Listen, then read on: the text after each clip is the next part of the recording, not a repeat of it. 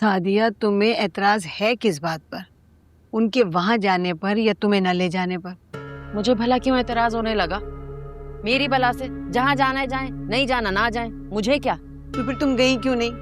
तुम्हारा तो जाना बनता भी था। तुम्हारे भाई का घर है, तुम्हारा हक है उस पर।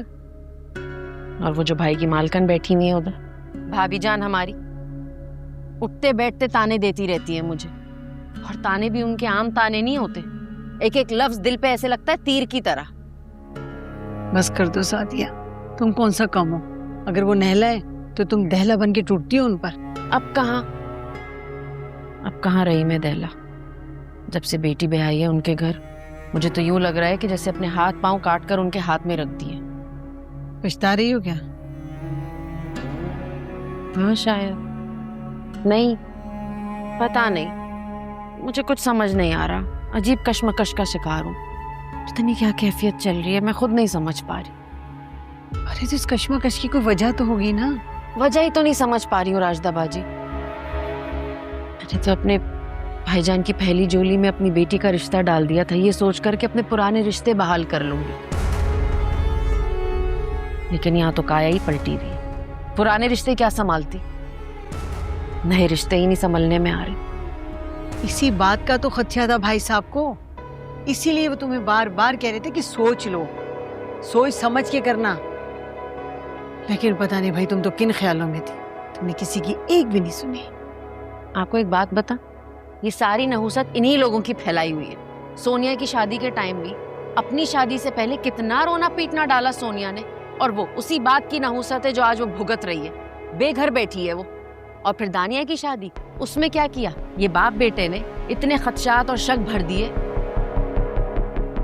कि मेरे अपने ही भाईजान और भाभी से रिश्ता खराब करवा दी।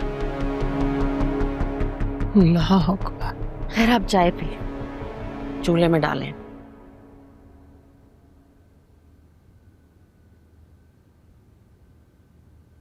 सुनिए, क्या कर रही हो बेटा? अम्मा, ऐसे केटरिंग का जो पेज बनाया था ना हमने, उस पे लोगों को जवाब दे रही हूँ।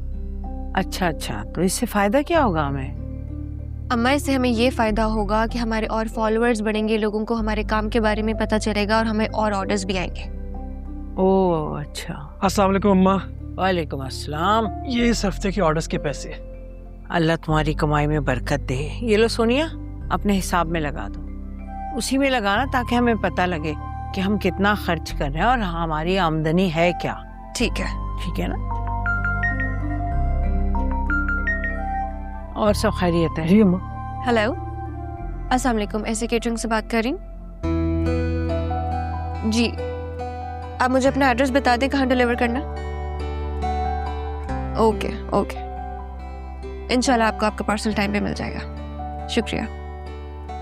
अम्मा, हमें बहुत बड़ा ऑर्डर मिला है शामी कबाब और सैंडविचेस का। कल शाम तक उनको ये सारा सामान पहुंचाना है। या अल्लाह तेरा लाख लाख शुक्र है।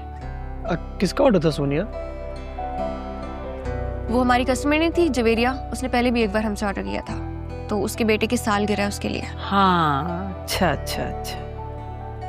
लेकिन सोनिया, तुम कल शाम तक कैसे तैयार करोगी? अम्मा की तबीयत भी ठीक नहीं है, कैसे होगा ये सब?